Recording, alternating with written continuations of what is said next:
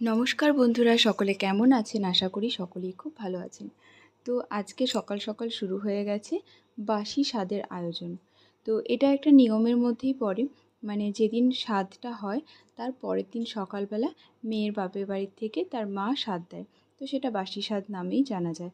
তো যাই হোক, আজকে হচ্ছে মা এসেছে, মানে মা তো কালই এসে গেছিলো। তো আজকে মা থেকে গেছিলো, কারণ আজকে বাসি স্বাদটা দিয়ে মা বৌদি সবাই বেরিয়ে যাবে। তো আজকে ওরা দুজনে মিলেই রান্না করছে, যেহেতু মা স্বাদ খাওয়াবে আর বৌদি পায়েসটা রান্না করছে। বিশেষ করে বৌদিকে আরও পায়েস রান্না করার দায়িত্ব এই কারণেই দিয়েছি যে বৌদি ভীষণ সুন্দর পায়েস বানায়, মানে বৌদির হাতের দুধ চার পায়েসটা এত বেশি টেস্টি হয়। তো সেই কারণেই বৌদিকে দেওয়া হয়েছে। আর বৌদির হাতের বাকি সব রান্নাই যদিও বা ভালো, কিন্তু পায়েসটার যেমন একটা আলাদাই স্বাদ আছে। তো যাই হোক, এখন ওদের রান্নাবান্না কমপ্লিট হতে থাকুক, আমি ওদিকটা গিয়ে একটু গুছিয়ে নিই। আসলে কাল রাত্রেবেলা যতগুলো গিফট পেয়েছিলাম সেগুলো সব খাটের ওপর দিয়ে সেইভাবেই ছড়ানো রয়েছে। তো আমি একটু ওগুলো গুছিয়ে দিই। আর আজকে ওরা তাড়াতাড়ি রান্না করছে, কারণ আজকেই ওরা বেরিয়ে যাবে। আর এখান থেকে আমার বাপের বাড়ি যেতে, মানে মালবাজার থেকে চোপড়া যেতে মোটামুটি 4 ঘন্টা 4.5 ঘন্টা লেগে যায়। আর তারপরে যদি বাসটা লেট থাকে তাহলে তো 5 ঘন্টাও লেগে যায়। তো সেই জন্যই ওরা তাড়াহুড়ো করছে যে তাড়াতাড়ি করে করে এটা ওরাও বেরিয়ে যাবে। খাওয়া দাওয়া করে একটু রেস্টও পাবে না, কেননা এতগুলো রান্না করবে তো। আর আমার যেহেতু একটু ভিজানো পিঠে খাওয়ার ইচ্ছে ছিল, তো সেই কারণে মা পিঠেও বানাবে। সেই সব কারণেই আজকে একটু লেটই হয়ে যাচ্ছে।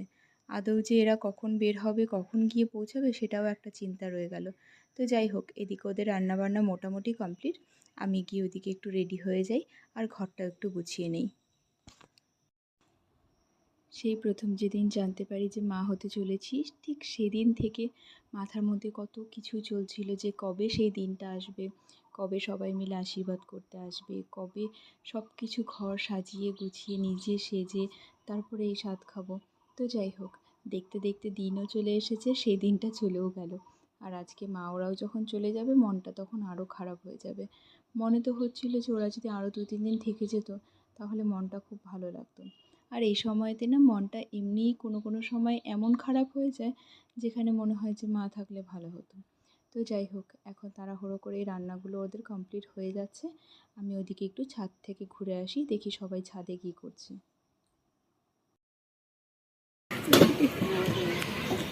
নাকটা কোথায় তুই কি করছিস?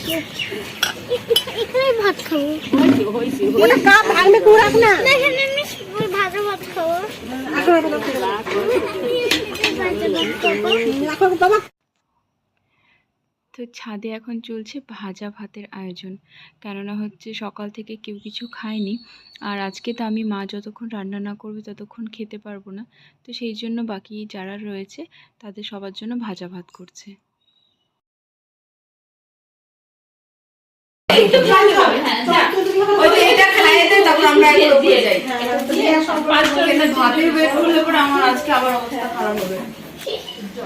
বাবা একটু নাচি দেখাও তো। হ্যাঁ, তো আগে আমি পায়েসটা খেয়ে নিয়েছি, আর এখানে মা দেখো এইটুকু সময় কত কিছু আয়োজন করে দিয়েছে। কালকে ওরাও সব ভালো দিয়েছিল, যদিও বা আমি অত কিছু খেতেও পারিনি। আর এই যে কালকে সেই কেকটা, যেটা আমি কাল ডেকোরেশন করতেই পারিনি, কারণ আমার কাছে সেই জিনিসগুলো ছিলই না। সেই জিনিসগুলো সব থেকে গেছিলো দোকানে, আর ও আনতে ভুলে গেছিলো। তো যাই হোক, এখন খাওয়া দাওয়াটা সেরে ফেলি।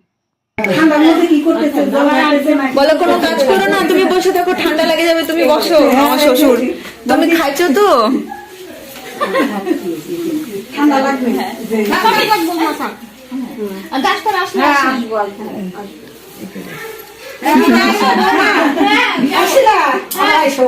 আচ্ছা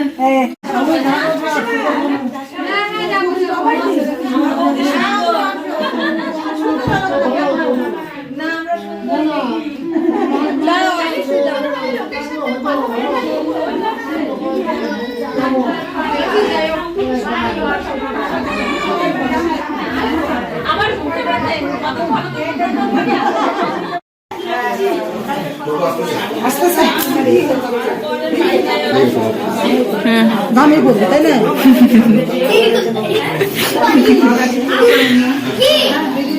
নে ধর, ভিডিও করতে ঠিক আছে।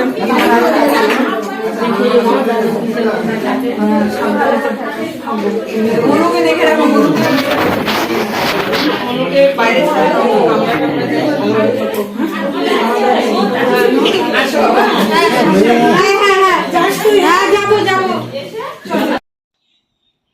এক এক করে সবাই বাড়ি চলে যাচ্ছে আর আমার সেই ভর্তি বাড়িটা আবার খালি হয়ে যাচ্ছে।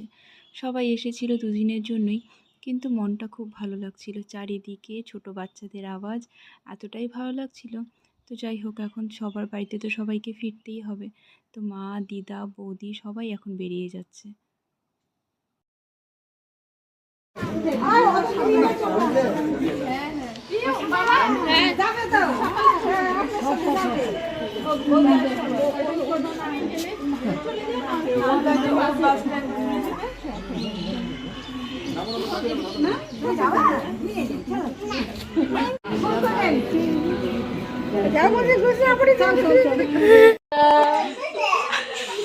দাদা ভাই বলে, দাদা ভাই,